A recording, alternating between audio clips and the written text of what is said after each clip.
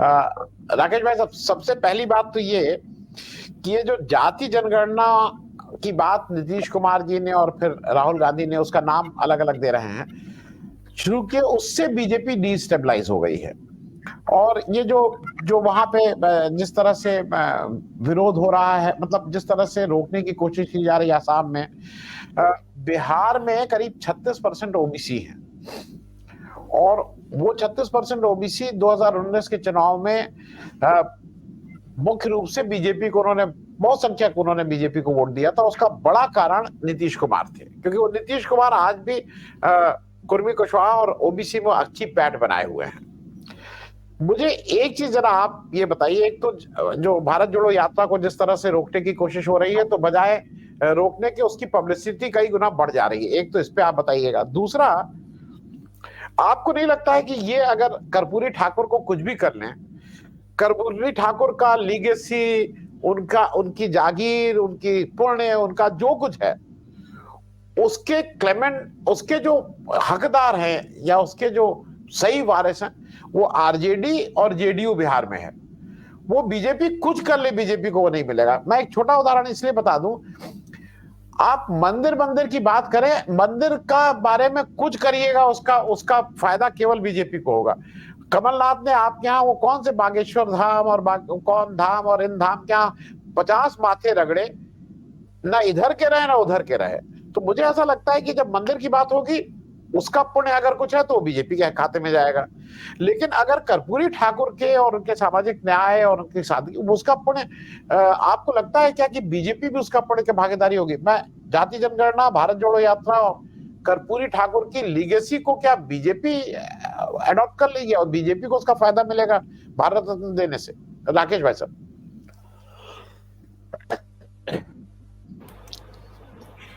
जो आखिरी बात आपने की उसी से मैं शुरू करता हूं।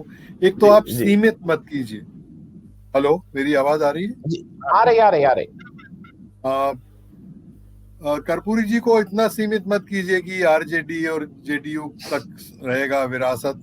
उनकी विरासत ज्यादा व्यापक है और ज्यादा बड़े पैमाने पर उसको माना जा रहा है। ये बात जरूर मैं कहना चाहता हूं कि जब भारत रत्न खुद ही सचिन तेंदुलकर सरीखों को देने के बाद अपनी चमक खो रहा है, उस समय कर्पूरी जी को भारत रत्न दिया जाए कि ना दिया जाए, वो मुझे ज्यादा मतलब का लगता नहीं है।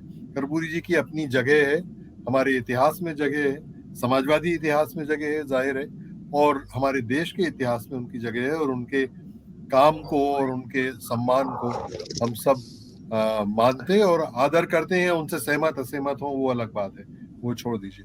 तो इसलिए कर्पूरी जी का तो मामला ये बहुत ही स्पष्ट है।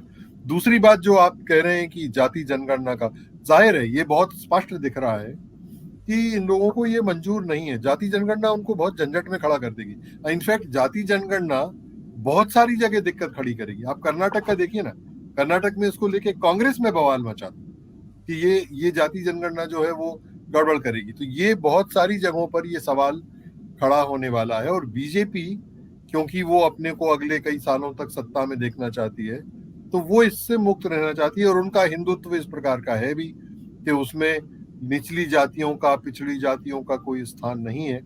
और उनको अगर आप गिनती में ज्यादा बता देंगे या संख्या में अगर आप प्रतिशत उनका बड़ा निकल जाएगा तो फिर जरा दिक्कत होगी। तो इसलिए जाति जनगणना से तो लोग बेचैन हैं ही, वो भी बेचैन हैं। और मुझे लगता है बाकी पार्टियां भी इसको लेकर के थोड़ी कमोबेश, नीतीश कुमार को छोड़ दीजिए, आरजेडी को छोड़ दीजिए, या कुछ और इक्का दुक्का पार्टियां हो तो उनको छोड़ दीजिए, लेकिन ज्यादातर पॉलिटिकल क्लास हमारी जो है, क्योंकि वो पूरी राजनीति आप जाति पे करते रहे ना, सालों साल, 70 साल से आप जाति आधारित, चाहे वो वामपंथियों तक ने कर लिया, मतलब ये तो और लोगों का छोड़िए, जाति की झमेले तो उनने भी किए। तो अब वो झमेले जब कर चुके हैं आप, तो अब आपको एकदम नया एक क्लीन स्लेट मिले और नए तरीके से आपको विश्लेषण करना पड़े तो कठिन। तो अब देखिए ना, आप स्त्रियों का मामला ले लीजिए, थोड़ी देर के लिए जाति जनगणना भूल जाए, स्त्रियों का, महिलाओं के आरक्षण का प्रश्न ले लीजिए, किसी की सहमति नहीं है, कोई मिलकर के नहीं कर पा रहा। अभी किया तो अभी इस चुनाव में क्यों नहीं किया? ये बात जो खुद कांग्रेस कह रही थी कि भाई पार्लियामेंट का अभी जो विधानसभा के इलेक्शंस हो रहे हैं उसमें भाजपा महिलाओं को दे 50%, 30% दें, चलिए, लेकिन ये नहीं हुआ, ना ये कांग्रेस ने किया, ना बीजेपी ने किया, ना किसी ने, क्योंकि ये पूरे पॉलिटिकल इक्वेशन को बदलने की बात है। आप एक बहुत छोटी सी चीज से, जाति जनगणना से या महिलाओं के आरक्षण से, आप एक पूरे पॉलिटिकल स्पेक्ट्रम को, पॉलिटिकल सिस्टम को बदलने की कोशिश कर रहे हैं, और वो सबके लिए मुश्किल है, वो जरा कठिन काम है। तो वो बीजेपी का तो ये है ही है। तीसरी बात में राहुल गांधी की जो आपने कही, अब मुझे लगता है एक बात हमको बहुत ध्यान से देखनी चाहिए, और राहुल जी देखें तो अच्छी बात है, कि पॉलिटिक्स जो है वो अर्थशास्त्र के साथ जुड़ी हुई है। आर्थिक ढांचों पर आप कितना प्रश्न, जैसे उत्तर पूर्व जो है, एक उदाहरण दे रहा हूं मैं आपको, उत्तर पूर्व को ये माना गया है कि ये एनर्जी कैपिटल ऑफ इंडिया बनेगा, राज्य दुनिया भर की हमारी जो ऊर्जा की जरूरतें हैं, और इसलिए कि बहुत सारी वहां पर स्ट्रीम्स हैं, नदियां हैं, ये हैं, वो हैं, उन सब का हम इस्तेमाल कर लेंगे, और हम हाइडल पावर का एक बड़ा केंद्र बना देंगे, और वहां से फिर पूरे देश भर में बिजली जाएगी। और आपको मालूम है सैकड़ों बांधों की वो बन चुकी है, MOU साइन हो चुके हैं, बन चुके हैं, उसमें कुछ कुछ तो बन चुके हैं। राहुल गांधी इस पर टिप्पणी क्यों नहीं कर रहे?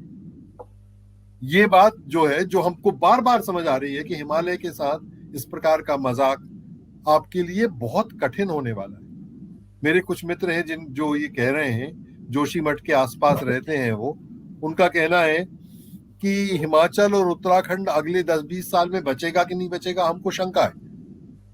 आप उसको रोकने की, उसके बारे में ना नहीं कर रहे। खुद कांग्रेस का मुख्यमंत्री जो है वो बैठा हुआ है, वो नहीं कह रहा कि मैं विकास की इस अवधारणा को बदलूंगा, ये ढांचा नहीं चलेगा।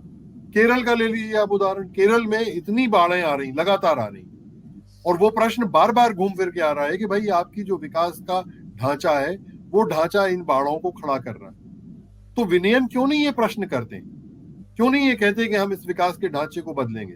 यही बात मैं राहुल गांधी की यात्रा पर कहना चाहता हूं कि वो ये प्रश्न क्यों नहीं उठा रहे कि ये जो विकास का पूरा ताना बाना है, ये ताना बाना असल में फेल हो गया है पूरी दुनिया में। भाई साहब, पूरी दुनिया में अभी ये संकट खड़ा हुआ है कि जिस ताने बाने, जिस ढांचे को लेकर के, जिस GDP मॉडल को लेकर के आप उछलते कूदते रहे, और सेंसेक्स को लेकर वो फेल हो गया। उसकी हालत बहुत ही खराब है, और वो बहुत दिन का मेहमान नहीं है, ज्यादा दिन चलेगा नहीं, बहुत मुश्किल होने वाली है।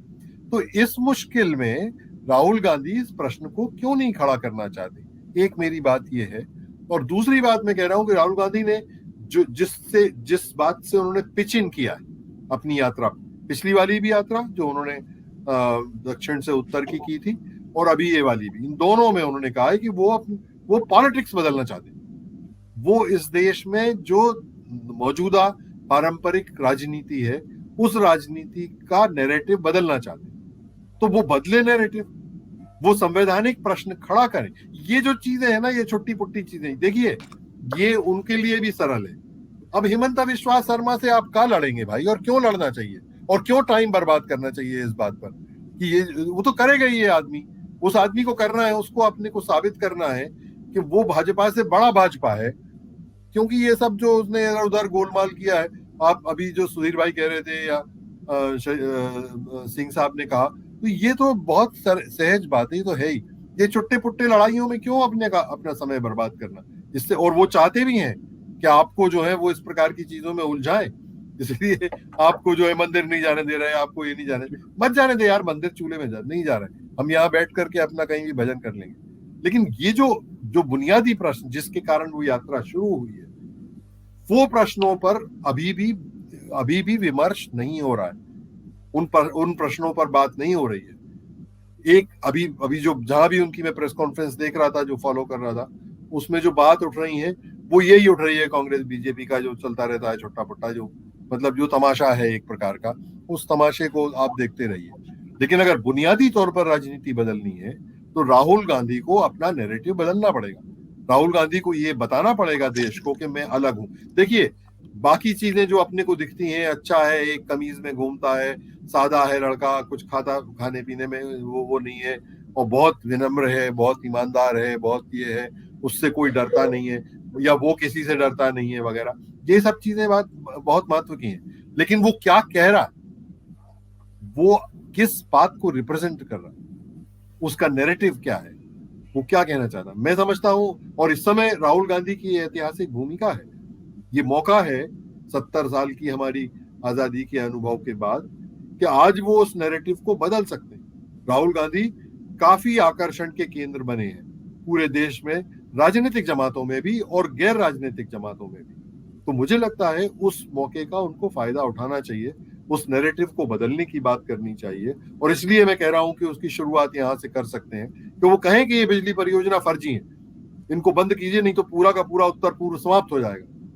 लोग डूब रहे हैं अपने। अब क्या हो रहा है ये बताइए। आप केदारनाथ की बाढ़ काहे के लिए आ गई? कोई भगवान जी ने थोड़ी की है। और अभी हमारे पॉलिटिकल सिनेरियो उसमें क्लास में एक नया तमाशा चालू हो गया, भगवान जी ने उनको दे भी दिया है, वो है क्लाइमेट चेंज। सारे नेतागण जो है वो खड़े होके कहते हैं कि हम क्या करें, क्लाइमेट चेंज हो। अरे भैया, क्लाइमेट चेंज नहीं हो रहा है, आप वहां पर सुरंगें बना रहे हैं, आप पहाड़ को उखाड़ रहे हैं, आप कह रहे हैं क्लाइमेट चेंज से हो रहा है। क्लाइमेट चेंज से नहीं हो रहा श्रीमान, ये हो रहा है आपकी बेवकूफी से और आपकी जो जो विकास की पूरी अवधारणा है उसके गड़बड़ी के कारण हो रहा है। उस गड़बड़ी को आपको सुधारना चाहिए। और राहुल गांधी इसलिए भी ठीक व्यक्ति हैं इस बात को करने के लिए, क्योंकि इस प्रकार के विकास की नींव उनके नाना ने डाली थी, जवाहरलाल नेहरू ने। और गांधी और नेहरू का जो आप जानते हैं बहुत बड़ा एक द्वंद्व था जिसपे चिट्ठी पत्री भी चली, वो तो गांधी फिर निकल रहे नहीं, तो इसलिए बात खत्म हो गई। लेकिन नेहरू पर यह प्रश्न तो था ही कि किस प्रकार का आप विकास करना चाहते हैं। और वो विकास अगर राहुल गांधी कहते हैं कि नहीं इसमें गड़बड़, जो उनने कहा, वो ईमानदार राजनेता थे, इसलिए नेहरू ने अपने जीवन के अंतिम समय में ये बात जो कहते हैं ना बार बार, सबको ये कहानी सुनाई जाती है कि नेहरू जो थे वो टेम्पल्स ऑफ मॉडर्न इंडिया और बाकला नंगर और ये सब कर रहे थे। उन्होंने अंत में ये कहा कि मैंने गलती की है, ये जो बड़े बड़े मॉन्स्टर खड़े किए मैंने, ये असल में लाभदायक नहीं हुए, ये उतने लाभदायक नहीं है हमारे देश की आम और गरीब जनता के हिसाब से। जी जो बाद में राहुल गांधी ने भी, राजीव गांधी ने भी कहा, राजीव गांधी के भी स्टेटमेंट हैं इसको लेकर के। तो खैर मैं अपनी बात समाप्त करता हूं। मुझे लगता है कि राहुल गांधी को इस ऐतिहासिक जिम्मेदारी को समझना चाहिए। राकेश भाई साहब, अगर एक सबसे बड़ी देश का मतलब जो सबसे इस देश का दुर्भाग्य हम तो कहेंगे, जो एक समस्या सबसे बड़ी आपके हिसाब से है, नंबर एक, यूं देखें, यूं अगर सामने से देखें तो ये बात समझ आती है कि सांप्रदायिकता एक बड़ी समस्या है, लेकिन उस सांप्रदायिकता को फ्यूल कहां से मिलता है? और तब आप देखेंगे कि बेरोजगारी एक बड़ा प्रश्न है जिसने बड़े पैमाने पर युवाओं को इसकी तरफ ढकेला। कुछ काम ही नहीं है आपके पास, आपको एक झंडा पकड़ाना है और आपको जो है वो जय जय श्री राम करना है, और आपको ये उसके बदले में आपको कहीं कुछ खाने पीने भी मिल जाता है, थोड़ा बहुत आपको पेट्रोल मिल जाता है आपकी मोटरसाइकिल के लिए, तो आप घूमते फिरते हैं। ये जो बड़े पैमाने पर बेरोजगारी है और ये लगातार बढ़ती जा रही है, ये इस प्रकार की अनेक समस्याओं को जन्म देगी, ऐसा मुझे लगता है। जी आनंद जी।